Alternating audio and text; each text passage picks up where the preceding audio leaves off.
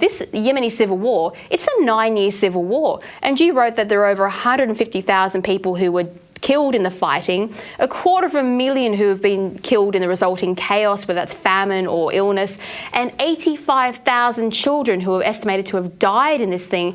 But there's no tears, no cries for the children, no word of scorn to the two Islamic regimes that are going on. This is Islam fighting Islam, and that makes for a crappy social media tag, Damien.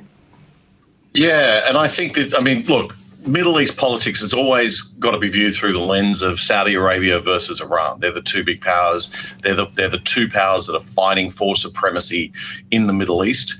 And Saudi, even though it's far from a democratic and admirable state in a lot of ways, it is part of that wealthier group of Gulf Council members, the Gulf states that are members of the Gulf Community Council. Sorry, I forget what the other C is now. It's GCC, but the exact definition escapes me for a second. Gulf Cooperation Council, that's it.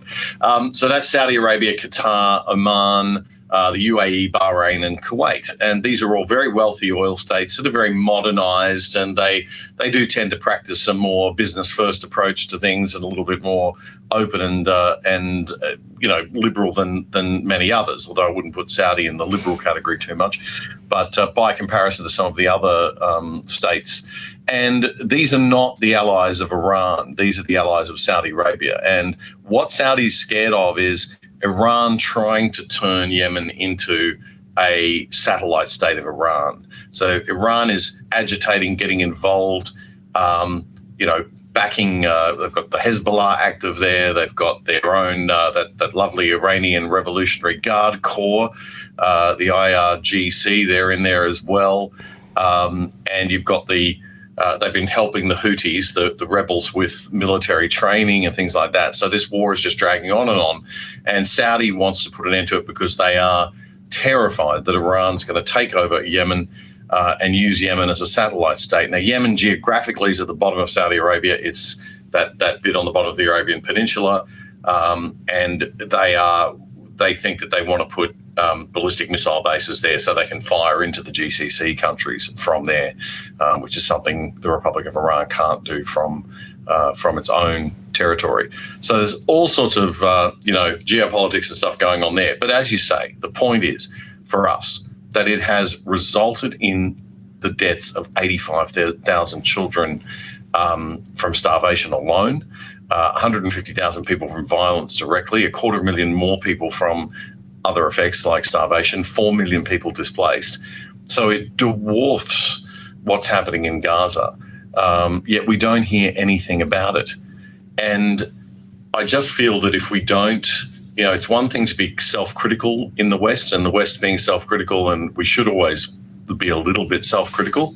It's healthy. It's maybe even necessary to be a little bit self-critical, but too much self-criticism becomes a destructive cancer, and it will actually kill you. We are destroying our own society by hyper-analyzing everything that we do. And look, it's right to question Israel and say, do you need to be, doing this many strikes? Does there need to be this much destruction? But to expect Israel to put the lives of its own young men and women soldiers at risk by sending them in to an environment where there could be booby traps, there are tunnels everywhere, where the enemy knows the terrain and knows what they've set up. They've set the game up in there. You do need to go in and do considerable damage first. Well, it comes down to the hypocrisy of the Western child. You can't tell me that people who sit there in university and say how patriarchal and oppressive Christian Western society is to women like me, and then say, oh yeah, but we support things like the Hamas regime where women are sold as property and sex slaves.